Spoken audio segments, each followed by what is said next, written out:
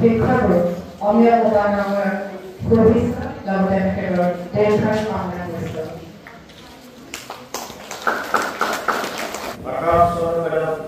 তেওঁৰ 25তম মৃত্যু বাৰ্ষিকী উপলক্ষে আয়োজন কৰা আজিৰ এই স্মাৰক সভাৰ সভাপতি মহোদয়, সভাৰ মুখ্য অতিথি শ্ৰীযুত লুইচ চন্দ্ৰ ডেকা ডাঙৰীয়া,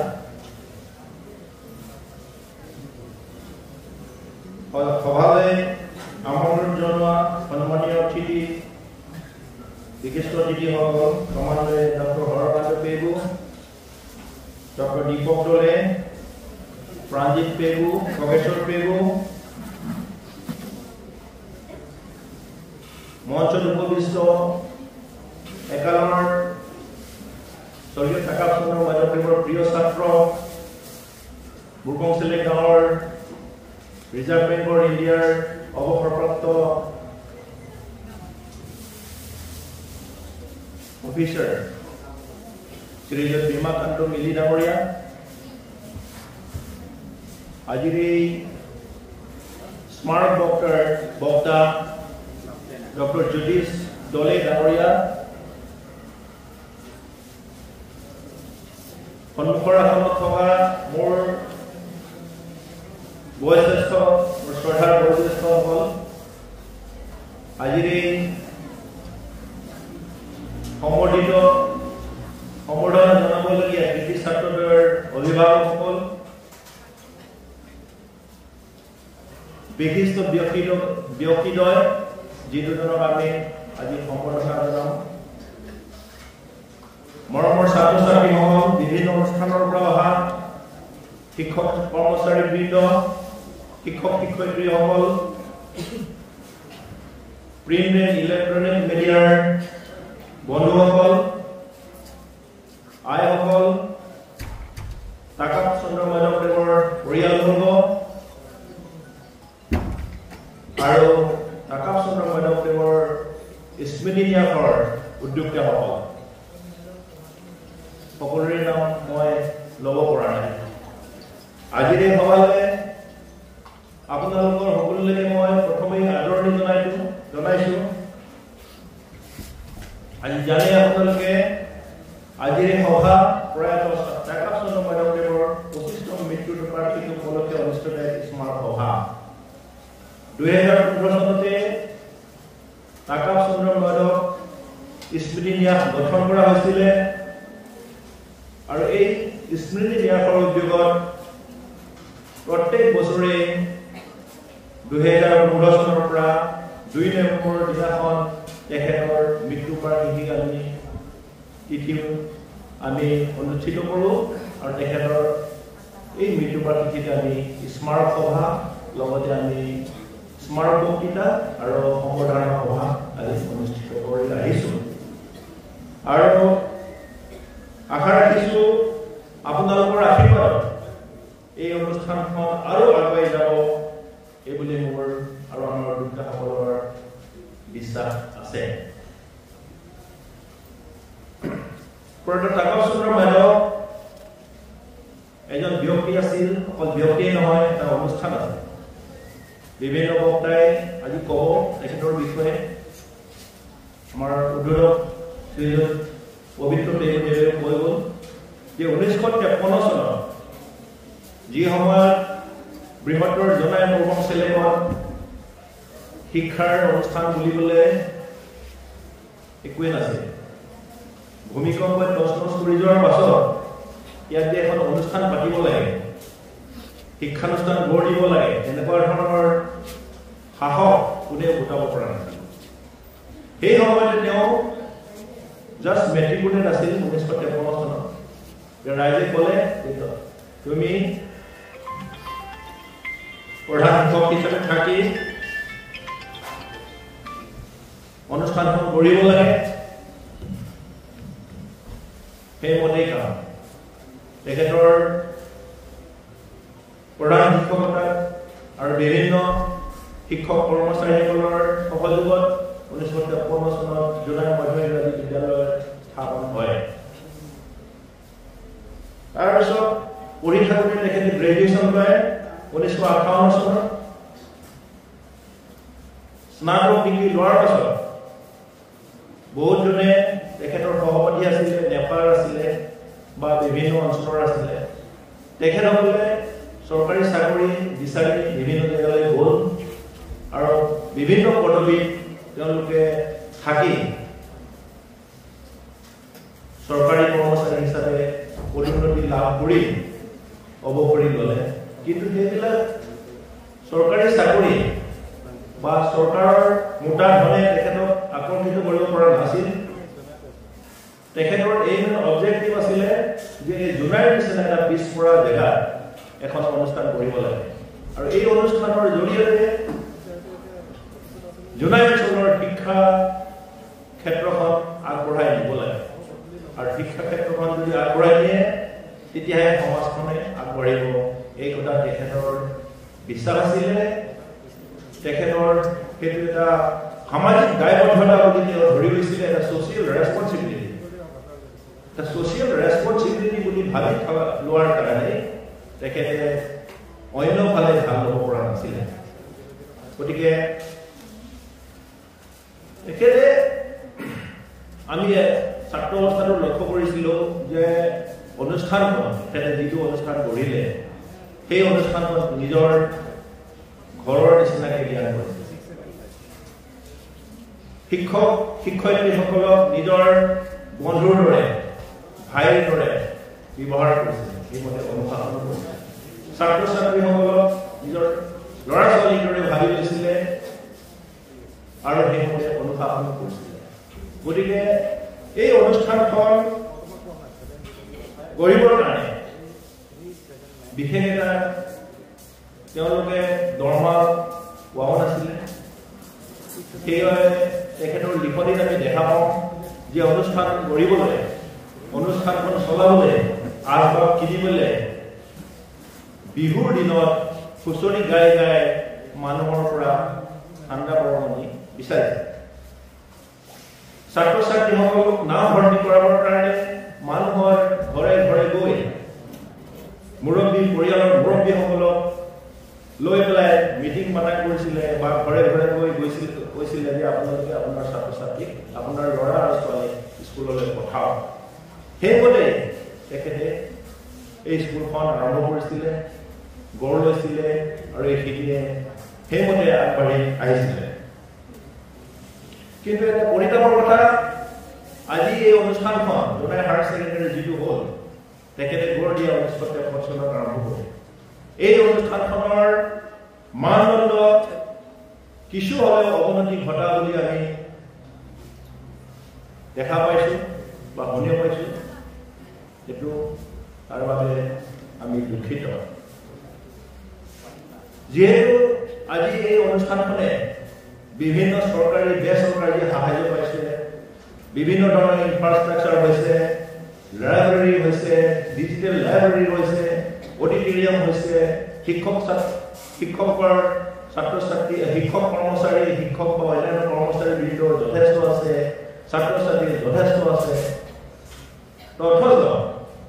স্কুলখনৰ যে মানদণ্ডটো অৱনতি ঘটিছে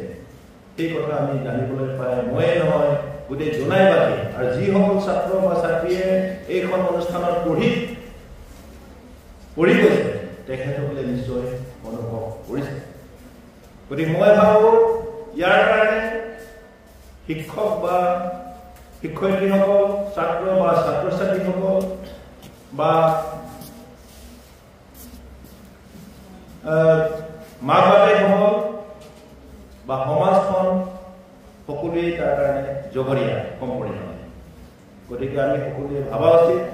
সকলোৱে আমি সেই টাকাপচন্দ্ৰ মাধৱদেৱে 1953 গঢ় দিয়া এই জোনাই হায়াৰ ছেকেণ্ডেৰীখনৰ গৰিমা কেনেকৈ আমি বজাই ৰাখিব পাৰোঁ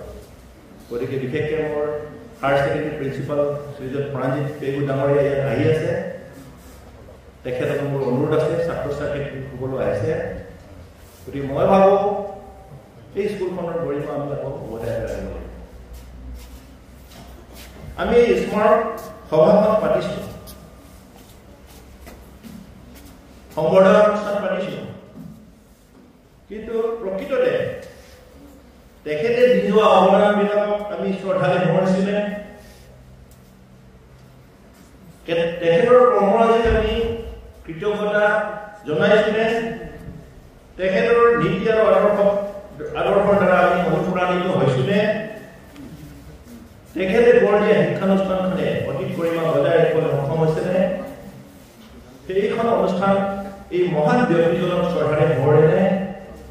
এই বিষয়বোৰে আমাক ভবাই দিলে যে এই স্মাৰক সভা বা এই সম্বৰ্ধনা সভা প্ৰকৃততে সাৰ্থক হৈছে নে আমি কিয় এই স্মাৰক সভাবিলাক পাতিছো আমি স্মাৰক সভা পাতিছো তাকাব চন্দ্ৰ মৈদামৰ যিখিনি আদৰ্শ তেখেতৰ অৱদান সেইখিনি যাতে ৰাইজে অনুপ্ৰাণিত ছাত্ৰ ছাত্ৰী উঠি অহা প্ৰজন্মই যাতে অনুপ্ৰাণিত হয় আমি মেৰিটৰিয়াছ ষ্টুডেণ্টছবিলাকক এৱাৰ্ড দিছোঁ ইয়াৰ কাৰণটো হ'ল যে তেওঁলোকক চাই পেলাই উঠি অহা ছাত্ৰ ছাত্ৰীসকল যাতে অনুপ্ৰাণিত হয় আমি 2015 চনৰ পৰা এতিয়ালৈকে প্ৰায় 32 জন ছাত্ৰ ছাত্ৰীক আমি এৱাৰ্ড দিলোঁ প্ৰত্যেক বছৰে এই 11টা অনুষ্ঠানত কিন্তু ইয়াতে আমি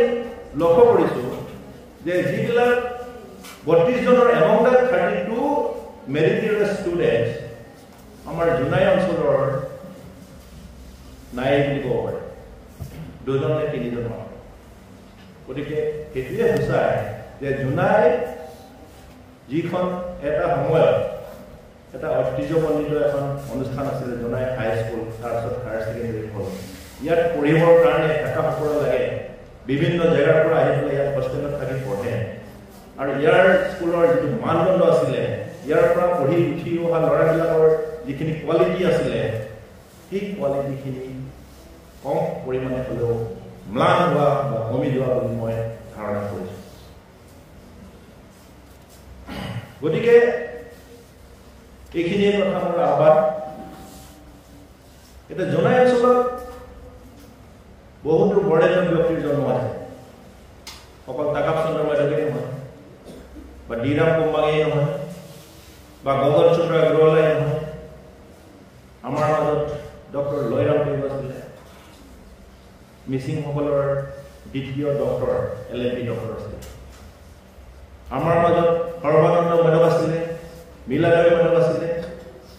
আমাৰ মাজত বীৰেন দলে আছিলে সুৰেন দলে আছিলে বাবুৰাম কায় আছিলে মতিৰাম মিলি আছিলে মতিৰাম মিলি সেই সময়ত ব্ৰিটিছৰ দিনতে চৰকাৰী গাঁওবুঢ়া আছিলে নাম আছিলে আৰু এজন বিশিষ্ট ব্যক্তি এজন ব্যৱসায়ী আছিলে আমাৰ মাজত মঙলা ফুকন আছিলে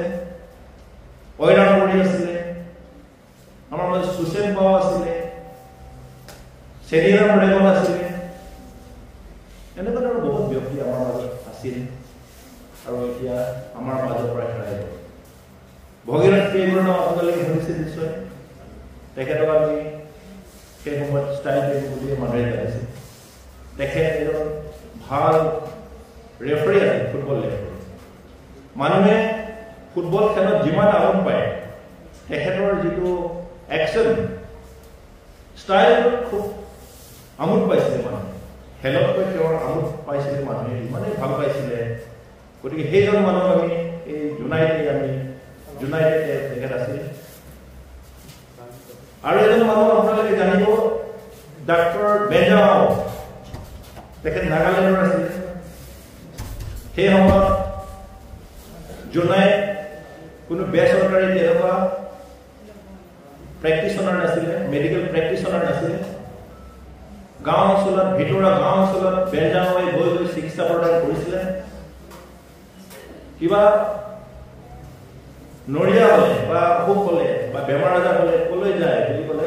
চিধাই ক'লে আও ডাক্তৰ যাওঁ আও ডাক্তৰ তাত মানে বেঞ্জাম গতিকে সেই মানুহজন আমাৰ জোনাইতে থাকিব তেখেত এতিয়া নাই আৰু বহুতো পৰিয়ালৰ 2-এজন ব্যক্তিত্বৰ ল'ৰা হয়তো থাকিব পাৰে ভালকৈ নাজানো কিন্তু এনেকুৱা ধৰণৰ ব্যক্তি আমাৰ জোনাই আছে তেনেকৈ ডক্টৰ ঘনলাল আছিলে ডিৰাম কুমাৰৰ কথা আপোনালোকে জানে সাহিত্যৰ ক্ষেত্ৰত সাংস্কৃতিক ক্ষেত্ৰত কি অৱদান আগবঢ়াই থৈ গৈছে আমাৰ জোনাইৰ কাৰণে বা গোটেই মিচিং সমাজৰ কাৰণে ঐৰামুৰি নীলানন্দ সৰ্বানন্দ মাধৱৰ কথা আপোনালোকে কম বেছি পৰিমাণে সকলোৱে জানে। তেখেতসকলৰ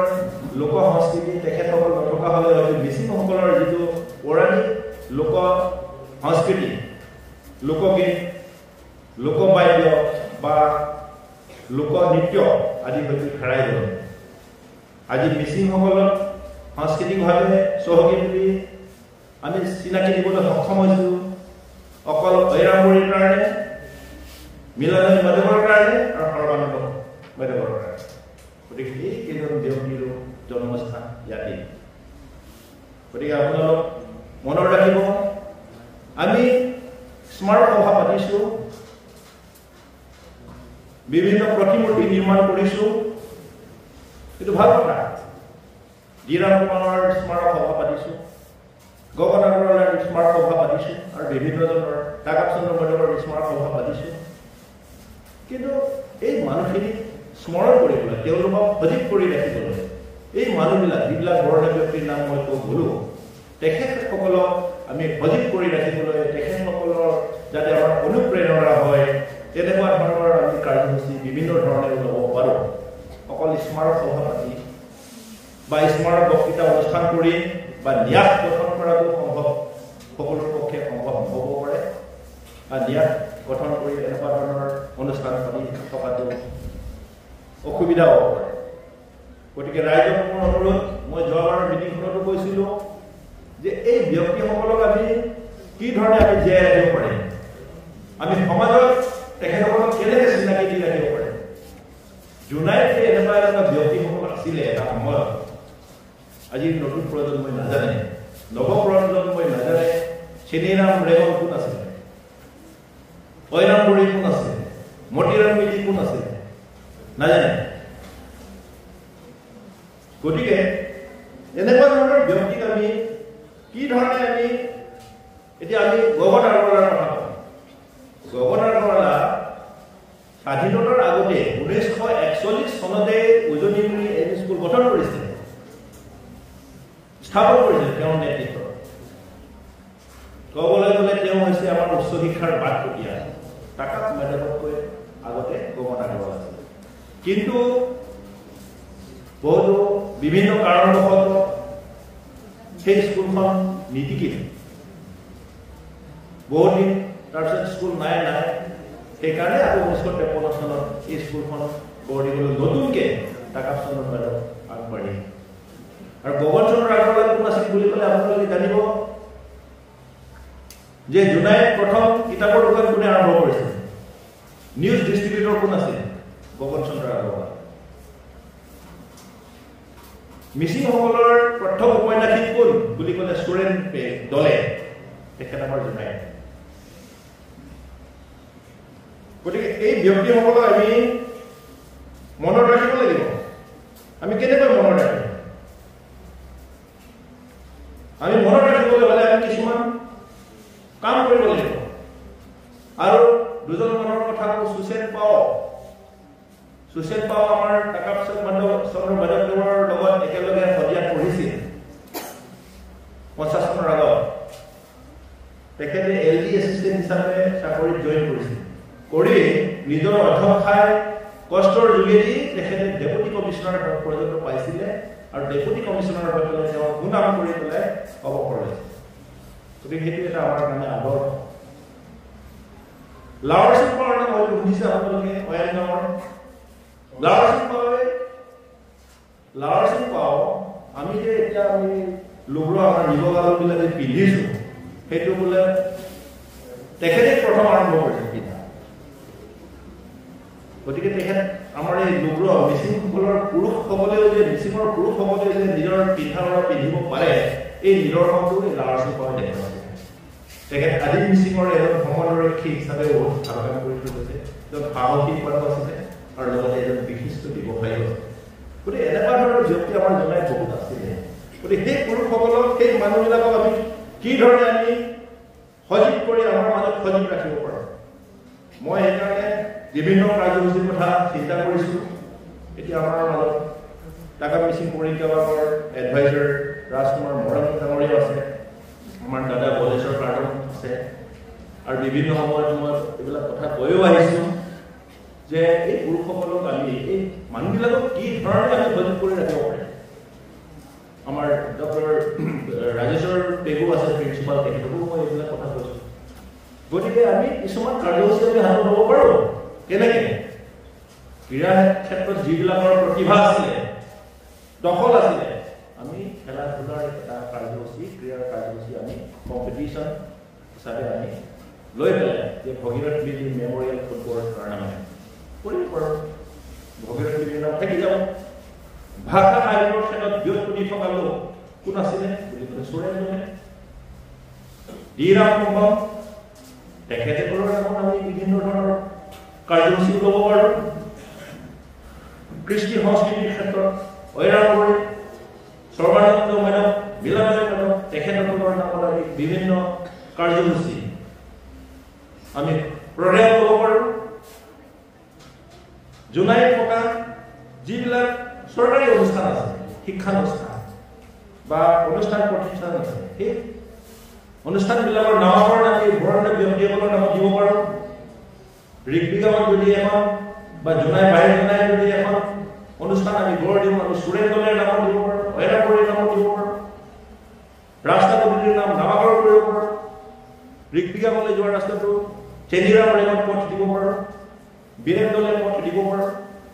সেইখিনি কাৰণে আমাৰ সদিচ্ছা লাগে গতিকে এই কামখিনি আমি কৰাব লাগে এতিয়া এই ব্যক্তিসকল নথকা হ'লে আজি আমি জোনাই এতিয়া বৰ্তমানৰ যি জোনাই সমজিলা এই তেখেতসকলে ভেটিটো যদি বনাই থৈ নোযোৱা হ'লে আমি এই জোনাইৰ নিচিনা এটা সমজিলা বা এনেকুৱা ধৰণৰ জেগা আমি আজি উপভোগ কৰিব নাপালে ইয়াত যিমান আমি ৰাস্তা পদূলি দলং শিক্ষানুষ্ঠান এই অডিটৰিয়াম কল্পনাই কৰিব পৰা নাই নাছিল গতিকে এই মানুহবিলাকে যিটো গঢ়ি থৈ গৈছে তেওঁলোকক আমি পাহৰিব নালাগে তেনেকৈ আমি গাঁও বা ৱাৰ্ডবিলাকৰ নাম দিব পাৰোঁ এতিয়া তাকিৰ গাঁও বুলি আছে হয় তাকিৰ বুঢ়া বুলি এজন আদি বুঢ়া এজন আছে তাকিৰ গাঁও নামত বহুত তাকিৰ আছে তাকিৰ বুঢ়া থকা মানুহ তেনেকৈ আমি বাকৰম টাইপৰ নামতো আমি এটা ৱাৰ্ড বা এখন গাঁও আমি নামকৰণ কৰিব পাৰোঁ লাচিত নগৰ কিয় নাম দিব লাচিতৰ ইয়াত জন্ম হোৱা নাই যেনেকৈ লাচিত নগৰ কত আছে লাচিত পথ কত আছে আমি লাচিতৰ ঠাইত যদি আমি আমাৰ হেৰি বৰুৱাৰ দেউতাকৰ নাম আছিলে আইকন কণমণি হয় নে দেউতাকৰ নাম এই আইকন এই আইকন কি আইকন আছিলে নহয় নে আইকন বুঢ়াৰ নাম কণমণি নে কিবা কণমণি নে হনুমণি কিবা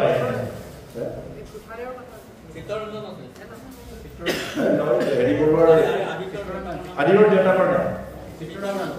এইটো পিছত আইকেন আছিলে আইকেনৰ নাম কি আছিলে আদিত্যৰ দেউতাকৰ নাম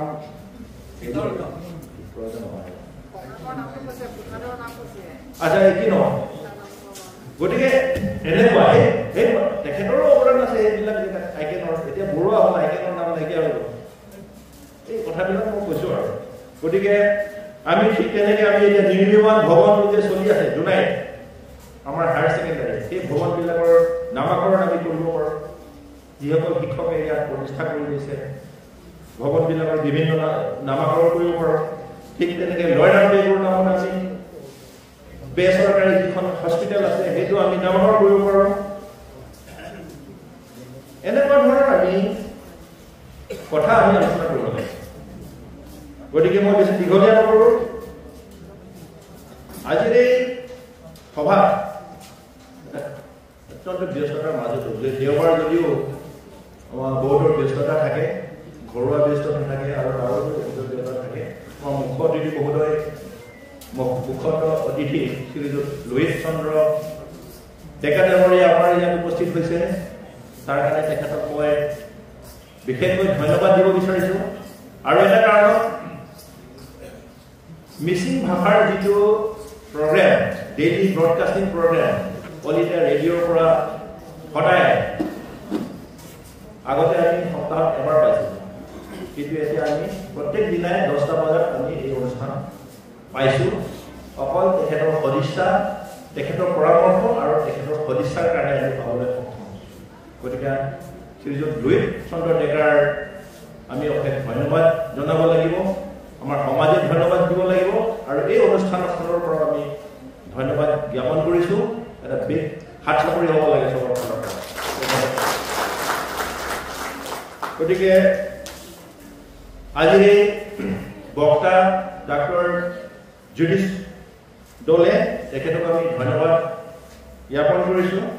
তৰুণ প্ৰজন্মৰ শাৰীৰিক আৰু মানসিক স্বাস্থ্যৰ নিচাজাতীয় দ্ৰব্যৰ প্ৰভাৱ নিয়ন্ত্ৰণ আৰু নিৰাময় এই বিষয়টো খুব ইম্পৰ্টেণ্ট বিষয় অথনি আমাৰ প্ৰেচিডেণ্ট ডাঙৰীয়াই কৈ গৈছে এইখিনি আমাৰ বক্তা ৰুদলে কৈ গৈছে গতিকে সেইখিনি ভালকৈ মনোযোগ দি শুনিবলগীয়া কথা আজি সভাতে আমাৰ বিশিষ্ট শিক্ষক অৱসৰপ্ৰাপ্ত শিক্ষক শ্ৰীযুত ৰাজেশ কমান আৰু অমীয় কুমাৰ তেখেতসকলক আমি সম্বৰ্ধনা জনাবলৈ পাই আমি সুখী হৈছোঁ তেখেতসকলৰ শিক্ষাৰ ক্ষেত্ৰত অৱদান আমি পাহৰিব নোৱাৰোঁ কৃতি ছাত্ৰদ্বয় এলবাৰ্ট গিলবৰ্ণ ডলে আৰু এণ্টন ডলে নিজৰ আত্মসহায় কষ্টৰ ফলত তেখেতৰ দুয়োজনে মেডিকেল কলেজ আৰু কি কয় আই আই টি খড়গপুৰত চিট পাবলৈ সক্ষম হৈছে ইকনমিক প্ৰব্লেম থকা স্বত্তেও ঘৰুৱা প্ৰব্লেম থকা স্বত্তেও তেখেতসকলে যে ইমান কষ্ট কৰি এইখিনি আয়ত্ব কৰিবলৈ সক্ষম হৈছে তাৰ কাৰণে আমি এইখিনি আমাৰ উঠি অহা প্ৰজন্মৰ কাৰণে এটা অনুপ্ৰেৰণা হ'ব বুলি আমি ভাবি লৈছোঁ গতিকে দুইজনলৈকে আমাৰ উজ্জ্বল ভৱিষ্যত কামনা কৰিলোঁ আৰু ডিব্ৰুগড় অল ইণ্ডিয়া ৰেডিঅ'ৰ পৰা লাইভ কভাৰেজৰ কাৰণে আহিছে আমাৰ নিপন সামান তেখেতসকলক আমি ধন্যবাদ জ্ঞাপন কৰিছোঁ আৰু পুনৰ সকলো সদায় ব্যক্তি ৰাইজ সন্মুখত শাৰীত বহি থকা মোৰ জ্যেষ্ঠসকল ছাত্ৰ ছাত্ৰীসকল বিশিষ্ট ব্যক্তিসকল আমন্ত্ৰিত অতিথিসকল সকলোকে আজি এই সভাত আপোনালোক অহাৰ কাৰণে হস্তবৃদ্ধি কৰাৰ কাৰণে পুনৰ ধন্যবাদ জনাই মোৰ আদৰণীয় অভিভাষণ মাজতে সামৰিছোঁ অলপ দীঘলীয়া হওক আপোনালোকে ভাগ কৰিব এই কথাখিনি মনত থাকিলে মই ক'বলৈ মই যোৱাবাৰো কৈছোঁ আৰু 2 দিনৰ আগতো কৈছোঁ যে এইবিলাক কথা জনাৰ কাৰণে আমি এতিয়া চিন্তা কৰিব লাগে সেইকাৰণে মই ক'লোঁ আপোনালোকে হয়তো দীঘলীয়া হ'ল বা আমনিও পালে চাগে গতিকে মই ধন্যবাদ এইখিনি মোক সুযোগ দিয়াৰ কাৰণে